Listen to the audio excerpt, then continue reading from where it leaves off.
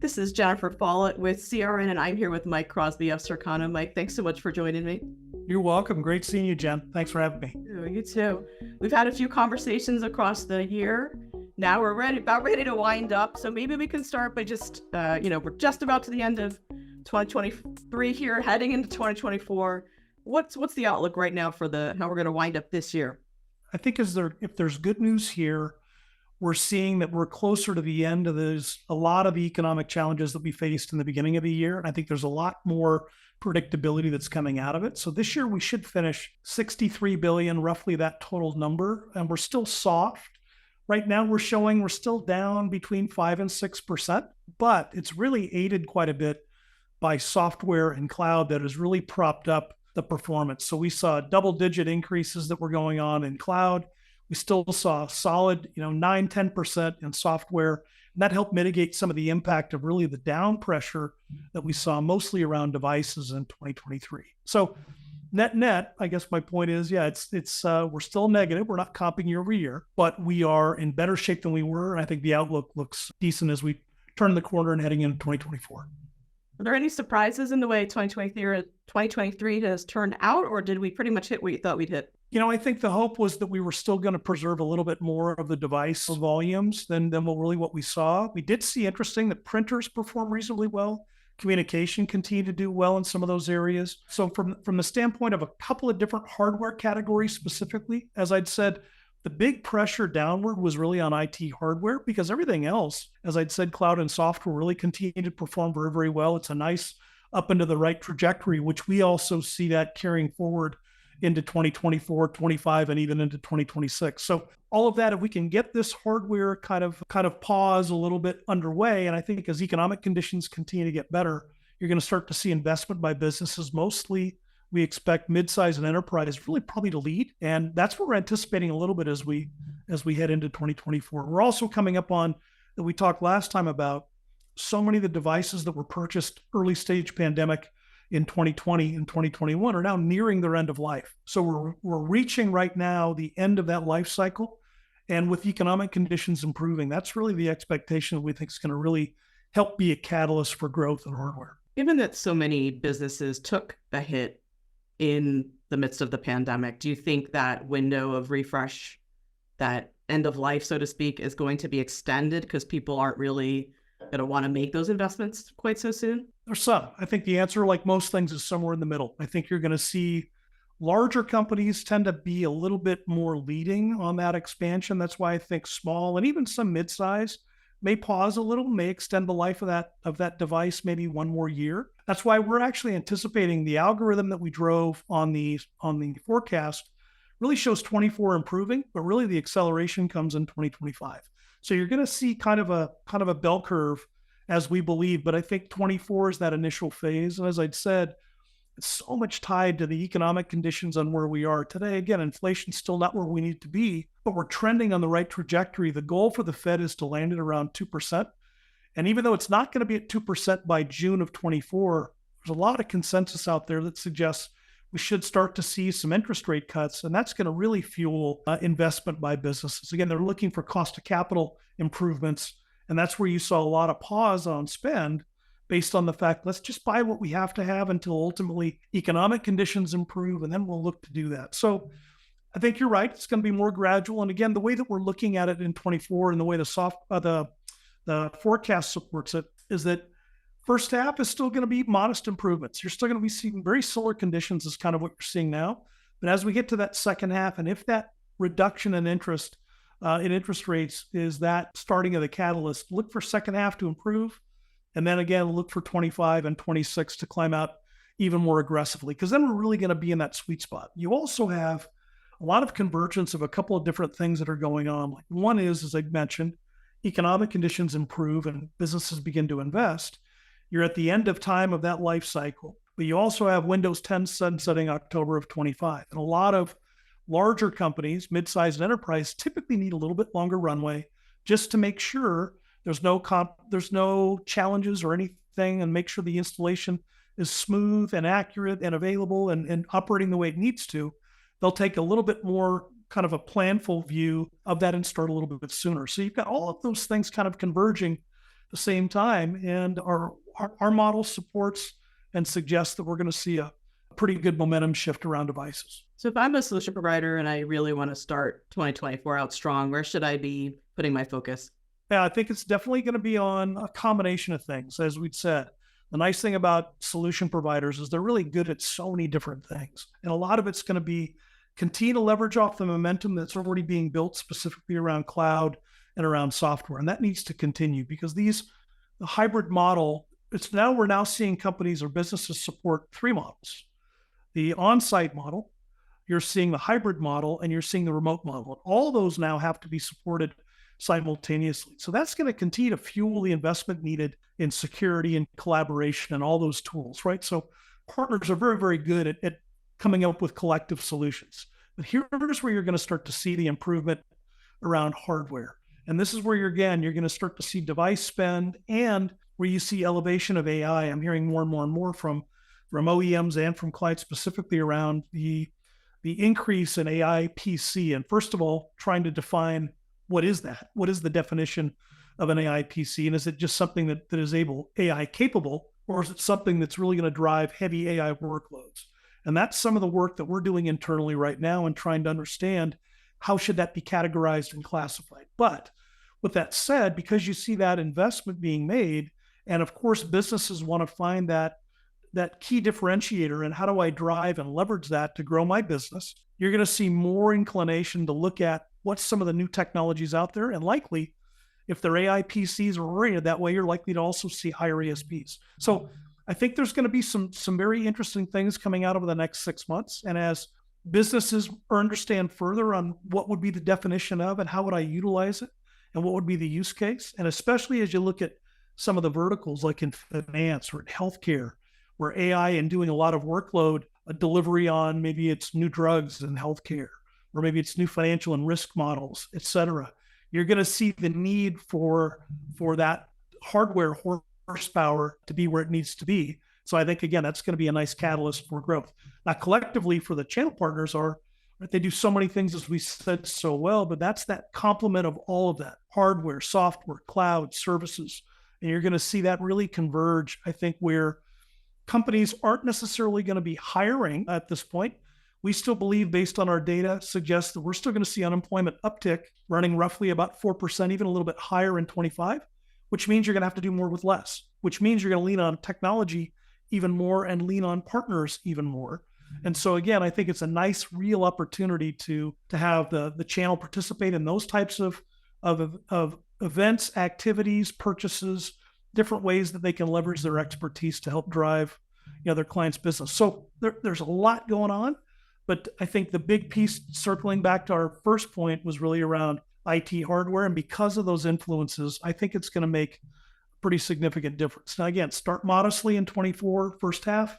We believe improve second half, and then 25 and 26 should do very, very well. So for those that do decide to move ahead with PC refresh in 2024, do you expect it to be that drive for the AI PC to be the biggest reason, or is it really maybe going to be for getting ready for Windows? The good news about it is it's moving very, very quickly and it's evolving very quickly, but it's still at early stage. And I think you're going to see big, significant changes over the next 6 to 12 months on that. But I think a lot of companies are going to be looking at that end of that life cycle where they really know their most productive period within those devices is usually that first 3-4 years. And so I think while there's going to be some interest in certain functions within companies are going to want to wait maybe and look at what those heavy workload AI PCs are, I think you're not going to see people pause collectively until that, because I think it's still so early stage.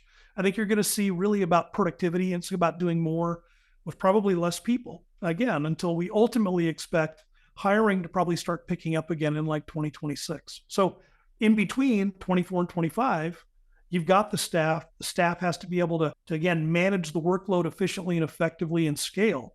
And part of that, every time you do that, you lean heavier on tech, and they're going to need it now. So I think it's likely to be an influence, but not materially until I think there's a little bit more clarity on even what is the definition of an AI PC. You touched a little bit a few minutes ago about on the vertical markets. Can you give us kind of an overview of how you feel like those verticals are going to shake out in 24? Out of the 20 NAICS categories that we track, if you look at it pretty focused on that. 8 sectors represent about 80% of the overall business. And right now, only 2 of those sectors are actually comping year over year from a growth standpoint. So one is public admin, manufacturing certainly is one. Education is doing reasonably well.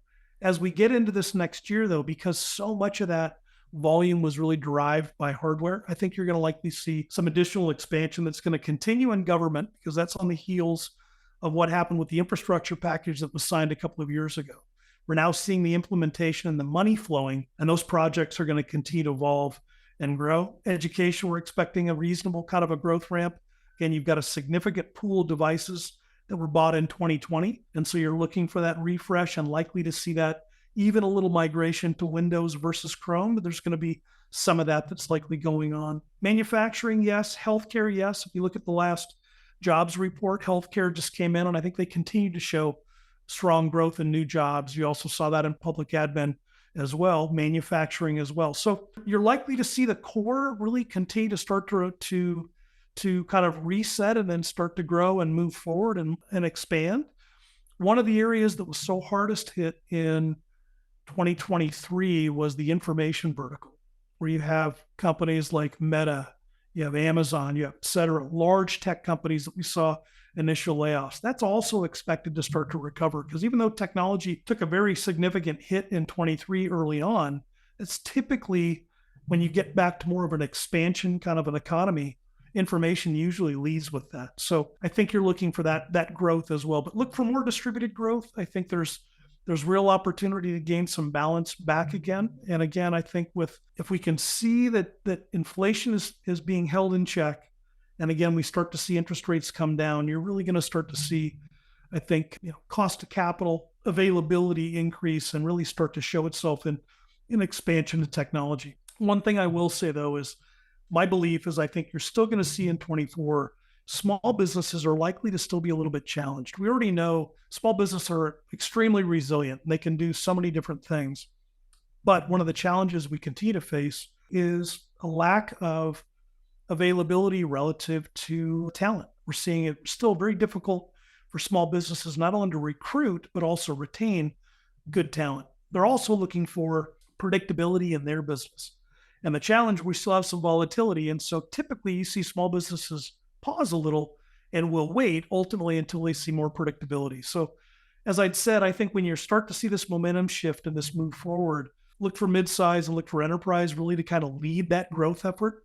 And you'll likely see small business trail a little bit, likely in the second half, maybe towards the end of the year, where again, I think they're feeling more comfortable, more predictable. And I think ultimately they've got their arms around the talent needed to not only manage it day to day, but also expand with the growth of their own business. So there's going to be probably a little bit of lag there. When you look at the vertical markets, then heading into 25, do those trends stay the same, or do you see some shifts there? A little bit of shifts on the vertical side. Yeah, we're going to see, again, government's going to continue to do well. Banking and finance is going to start to turn around, and you're going to start to see that accelerate a little bit. Manufacturing, definitely, yes. We already talked on public admin. Education is going to do reasonably well. So I think you're going to see a little bit of an expansion and more distribution of those 20 NAICS sectors. I think you're likely to see probably between 10 and 11.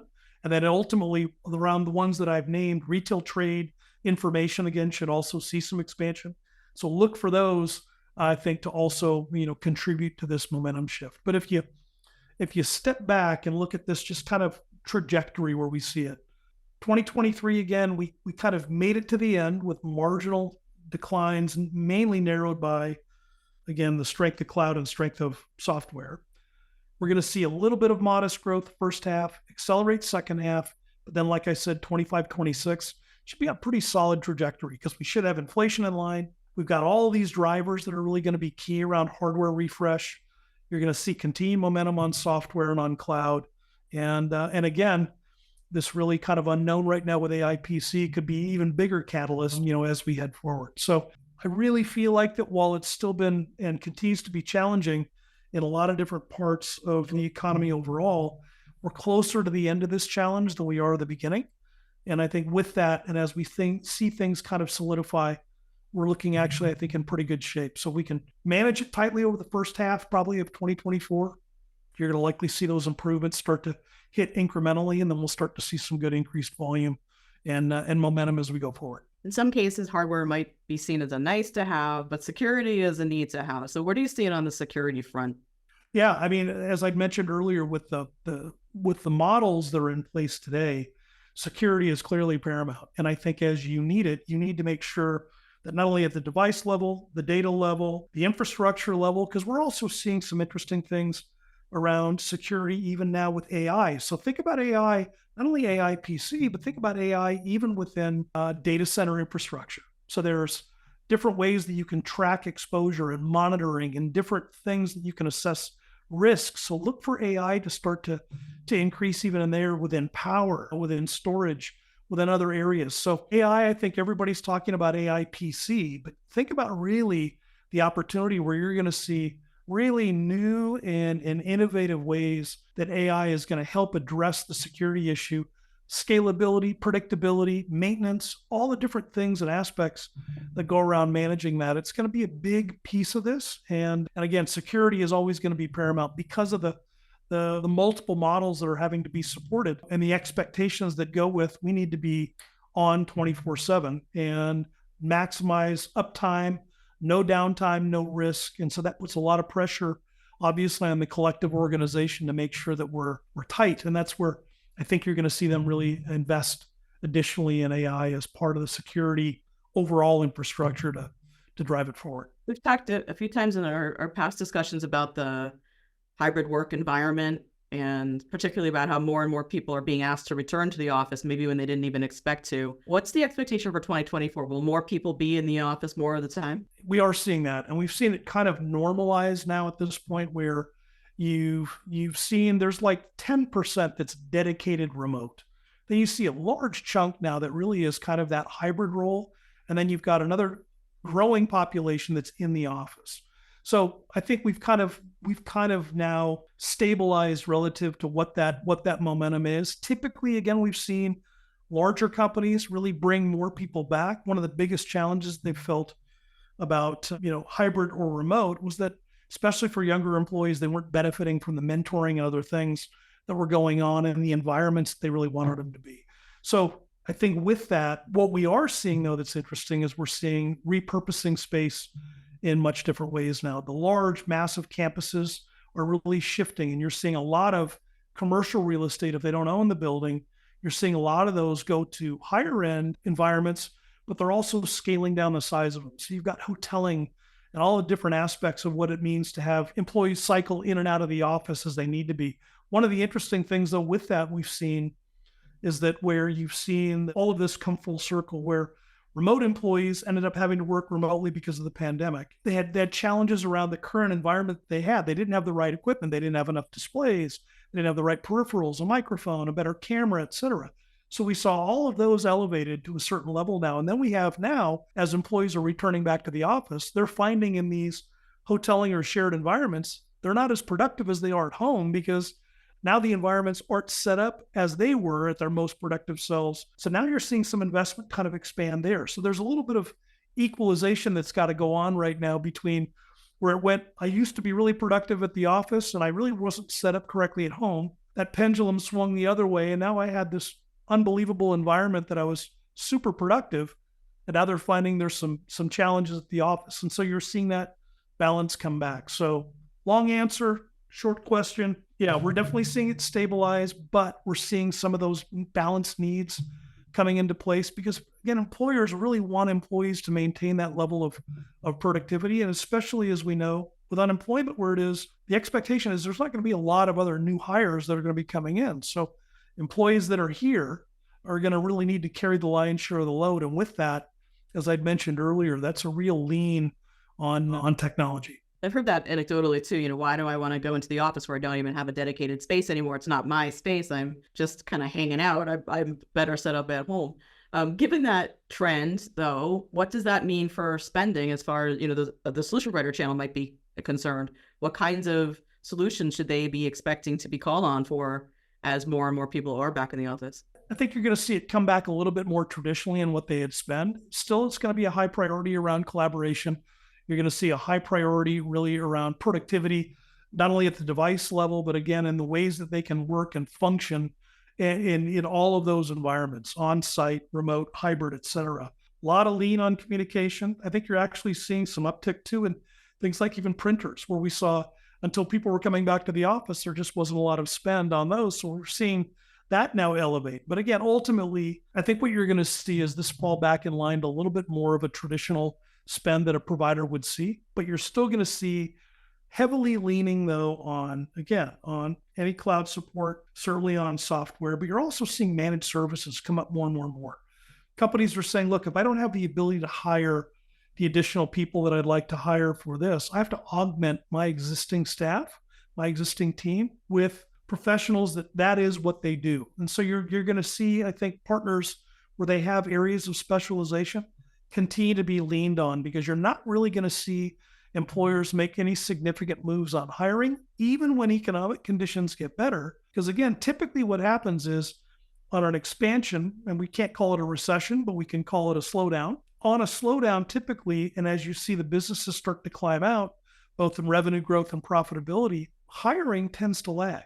And so that's the expectation that we're going to have. So again, that's more leaning on partners, leaning on their expertise, leaning on technology to really be able to maximize their productivity. Ultimately, I think where you're going to start to see hiring then in 26. So I think for 24 and 25, I think you're going to see a lot of opportunity for partners in the channel that really provide that collective suite of services. And I think look for that augmenting again of ways that they can help fill that gap from a skill set and from a scalability standpoint until companies ultimately are ready to hire. I think that right now is going to lead with, again, midsize and enterprise, but I think you're also going to see that similar challenge with small business. As small business starts to invest, right, they're likely not to hire, and they have struggle and challenge with a lot of finding dedicated talent, but they are agile. And I think they're understanding now the ability to leverage, contracted expertise that can fill those gaps very nicely. And for the most part, fairly cost effectively, that they see that as a way to maintain their agility without having to invest a bunch in new dedicated headcount, where maybe I just need some flex, and let's see how that goes in the interim step. And if it looks like that supports it, then maybe we can look to hire additionally. So I think the opportunity, while it's been challenging, certainly in 2023 for partners, I do think the channel is set up perfectly to be able to do what the channel does. Because this is where, again, knowledge, expertise, capability, scalability, all those great things, this is where companies rely on that. And I think this is going to be no different. Well, that sounds like a good high note to end on. Yeah, So, I listen. I'm excited because I'm excited to talk about at least what we believe is going to be good news. We knew 23. People kept saying, "When's this going to get better? When's it going to get better?" The good news is it's getting better. Not quite there yet, but I think pretty quickly on the horizon we're going to start to see some improvement that's going to make everybody smile again. here's to a happy, healthy, and successful 2024. Yeah, sounds good. Thanks, Mike. Appreciate your time. You bet. Thanks, Jen. Good seeing you.